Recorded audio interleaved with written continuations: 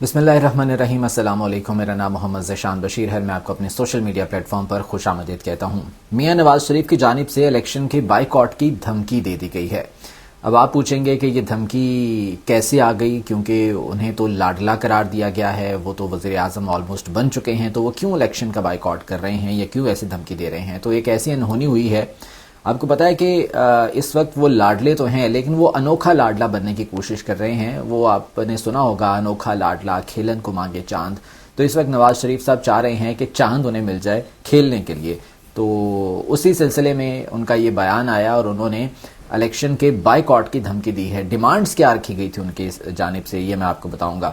اس کے علاوہ عمران خان کا جیل سے ایک پیغام آیا ہے، اس سلسلے میں آپ کو بتاؤں گا۔ وہ پیغام ہے غیر قانونی مقیم افغان مہاجرین کے حوالے سے، اور اس پیغام کو لے کر اب ایک نیا پروپیگنڈا کیا جا رہا ہے عمران خان کے مخالفین کی جانب سے، اور ایک ایسا تاثر دیا جا رہا ہے کہ شاید آرمی چیف کی پالیسی سے عمران خان ٹکراؤ چاہ رہے ہیں، تصادم کرنا چاہ رہے ہیں۔ وہ ایسی بات نہیں ہے۔ عمران خان نے کیا بات کی ہے وہ میں آپ کو بتاؤں گا، اور اس کے خلاف پروپیگنڈا کیا کیا جا رہا ہے اس حوالے سے آپ کو میں بتاؤں گا۔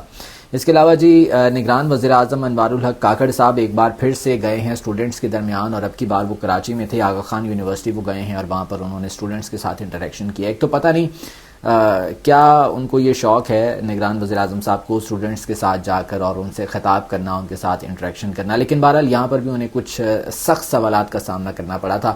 جس طرح سے لمس میں وہ گئے تھے اور خاصے سخت سوالات ان سے ہوئے تھے، یہاں پر بھی ان سے خاصے سخت سوال کیے گئے، لیکن یہاں پر خاصے محتاط نظر آئے نگران وزیر اعظم صاحب، اور انہوں نے اس کا ذکر بھی کیا کہ لمس میں جو میں نے گفتگو کی تھی وہ بڑی وائرل ہوئی تھی، اور اس کو جو ہے نا وہ بڑا یہ کیا گیا تھا کہ شاید میں بہت پریشان ہوں۔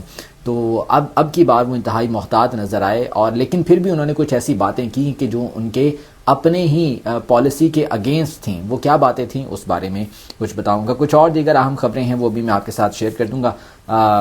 گفتگو کا آغاز کرتے ہیں، لیکن سب سے پہلے گزارش یہ کروں گا کہ چینل کو سبسکرائب کر لیجئے، اور اگر آپ فیس بک پر دیکھ رہے ہیں تو پیج کو فالو کر لیجئے تاکہ میرا اور آپ کا رابطہ یوں ہی بنا رہے۔ لائک اور شیئر بھی ضرور کر دیجئے گا، اور اپنی رائے کا اظہار بھی ضرور کیجئے گا، کیونکہ آپ کی رائے میرے لیے انتہائی محترم اور انتہائی قابل احترام ہوگی۔ اچھا چلیں پہلے نگران وزیر اعظم سے ہی شروع ہو جاتے ہیں کہ نگران وزیر اعظم آغا خان یونیورسٹی کراچی میں تھے، اور وہاں پر انہوں نے اسٹوڈنٹ کے ساتھ ایک انٹریکشن سیشن کیا۔ پہلے تو انہوں نے وہ ہلکا پھلکا جو ان کا خطاب ہوتا ہے، جو سٹارٹر جس کو کہتے ہیں، وہ انہوں نے لیا، وہ کیا، اور اس کے بعد پھر انہوں نے کہا کہ چلیں جی سوال و جواب شروع کرتے ہیں۔ تو پہلے اسٹوڈنٹ نے جب اپنا سوال شروع کیا، بولنا شروع کیا، تو اس نے سٹارٹ کہاں سے کیا؟ ایاک نعبد و ایاک نستعین۔ یہ وہ کلمات ہیں یا یہ وہ آیت ہے جو عمران خان اپنی تقریر میں، اپنی خطاب کے شروع میں اپنا وہ آغاز اس سے کرتے ہیں۔ تو اس اسٹوڈنٹ نے بھی، اس طالب علم نے بھی یہیں سے آغاز کیا۔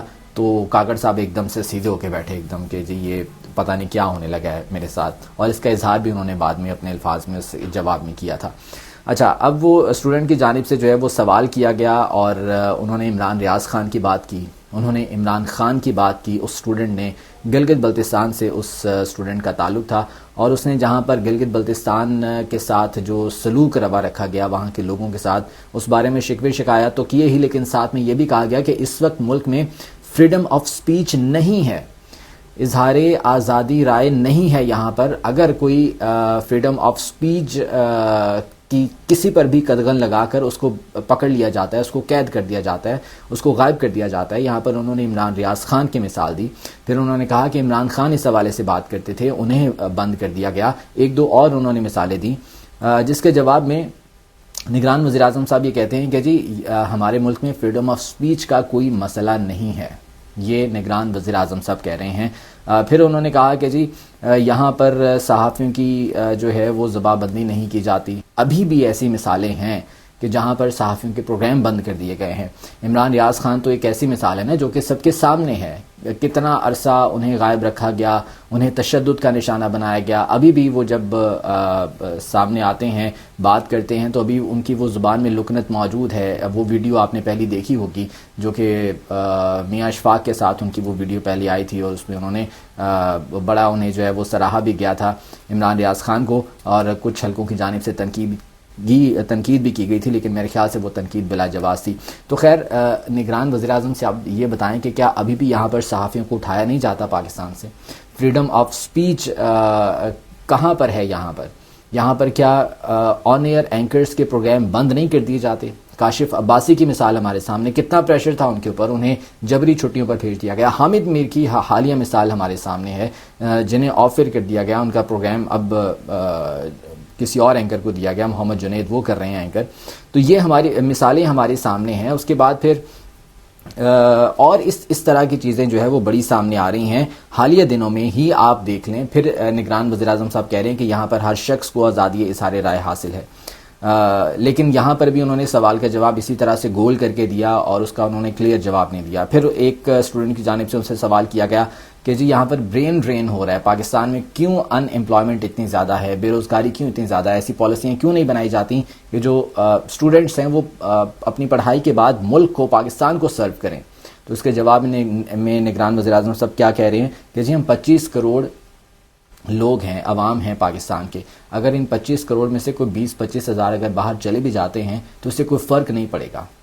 یہ جواب ہے نگران وزیر اعظم کا جب ان سے یہ کہا جا رہا ہے کہ برین ڈرین ہو رہا ہے یہاں پر، جو پڑھ لکھ کر ہنرمند لوگ یہاں سے باہر چلے جاتے ہیں انہیں پاکستان میں کیوں مواقع نہیں ملتے. تو جواب میں وہ کہہ رہے ہیں کہ 20 سے 25 ہزار لوگ باہر چلے بھی جائیں تو کوئی بات نہیں ہے، وہاں سے ریمیٹنسز ہی بھیجیں گے نا، وہاں سے ڈالرز ہی بھیجیں گے، وہ بھی ملک کی خدمت کر رہے ہیں. بہت اچھے، یہ جواب ہے جی ہمارے نگران وزیر اعظم صاحب کا. تو خیر یہ ان کا انٹریکشن وہاں پر رہا ہے اور خاص محتاط انداز میں انہوں نے اسٹوڈنٹس کے سوالوں کے جواب دیے ہیں. اچھا جی، اب عمران خان کا ایک پیغام جاری ہوا جیل سے، خصوصی پیغام، اور وہ خصوصی پیغام ان کے ٹویٹر ہینڈل پر بھی شیئر کیا گیا. 9 نکات کا وہ پیغام تھا، اور وہ پیغام تھا غیر قانونی مقیم غیر ملکیوں کے حوالے سے، خصوصی طور پر افغانستان کے شہریوں کے حوالے سے جنہیں واپس بھیجا جا رہا ہے. اب اس پیغام کو لے کر ایک پروپیگنڈا کیا جا رہا ہے، ایک منفی پروپیگنڈا کیا جا رہا ہے، اور وہ پروپیگنڈا یہ ہے کہ شاید عمران خان آرمی چیف کی اس پالیسی سے ٹکراؤ کر رہے ہیں، تصادم کر رہے ہیں، عمران خان جو ہے وہ اس کے اگینسٹ جا رہے ہیں. حالانکہ ایسی بات نہیں ہے. عمران خان نے جو بات کی اس کا لب لباب میں آپ کے سامنے رکھ دیتا ہوں. وہ 9 نکات پر مشتمل پیغام ہے، وہ آپ اسکرین پر بھی میں آپ کو دکھا دیتا ہوں. اس پیغام کا لب لباب یہ ہے کہ افغان مہاجرین کے ساتھ جو سلوک کیا جا رہا ہے وہ ہماری معاشرتی اقدار سے متصادم ہے. اس کے ساتھ ساتھ عمران خان نے مثال دی ہے انبیاء کرام کی، پیغمبران اسلام کی، اور کہا ہے کہ ہجرت کو ایک خاص مقام حاصل ہے. حضرت موسیٰ علیہ السلام، حضرت ابراہیم علیہ السلام، رسول پاک صلی اللہ علیہ وآلہ وسلم کی ہجرت کے حوالے سے انہوں نے ذکر کی. اس کے ساتھ ساتھ عمران خان نے کہا کہ حسن سلوک اور عزت اور تکریم کے ساتھ ان تمام جو لوگ ہمارے ساتھ پاس موجود تھے وہ افغانی، ان کی دیکھ بھال ہمارا فرض ہے. ہمسایوں کے ساتھ تعلقات کے حوالے سے انہوں نے بات کی کہ اگر ہم بااعتماد تعلقات رکھیں گے ہمسایوں کے ساتھ تو ہی پاکستان کا مستقبل محفوظ ہو سکتا ہے. اس کے ساتھ ساتھ وہ یہ کہہ رہے ہیں کہ پورے ملک کو تہذیب اور شائستگی سے اس پورے معاملے کو نمٹایا جائے تاکہ دونوں ملکوں کے درمیان تعلقات متاثر نہ ہوں. یہ بات عمران خان کر رہے ہیں، اور اس میں اب کہا یہ جا رہا ہے کہ یہ آرمی چیف کی اس پالیسی کے ساتھ ٹکراؤ کر رہے ہیں عمران خان. یہ ایک منفی پروپیگنڈا کیا جا رہا ہے عمران خان کے مخالفین کی جانب سے، جو کہ ہمیشہ کیا جاتا ہے.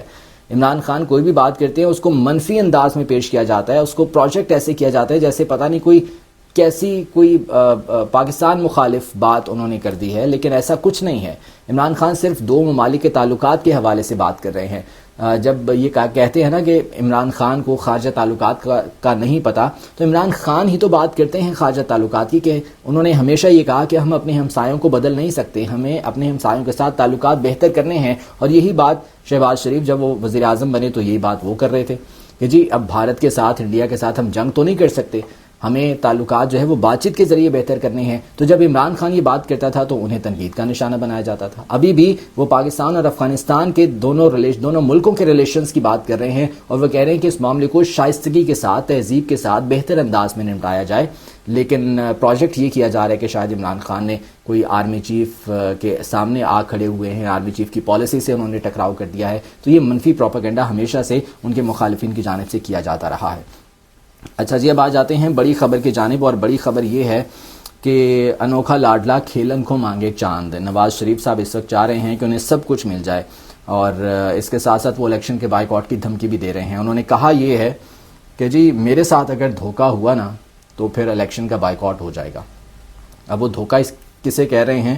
کیونکہ ان کی جانب سے ایسی فرمائشیں سامنے آ رہی ہیں کہ جو مقتدر حلقے ہیں وہ بھی سر پکڑ کے بیٹھ گئے ہیں کہ کیا کیا جائے ان کا، انہیں کیسے ان کی یہ ساری فرمائشیں پوری کر دی جائیں۔ کبھی کہتے ہیں کہ مجھے کلیئر میجورٹی دلوا دیں، 2/3 میجورٹی کے ساتھ میں آ جاؤں، کبھی کہتے ہیں کہ تمام تر اتھارٹیز کے ساتھ، اختیارات کے ساتھ مجھے تاحیات صدر بنا دیں۔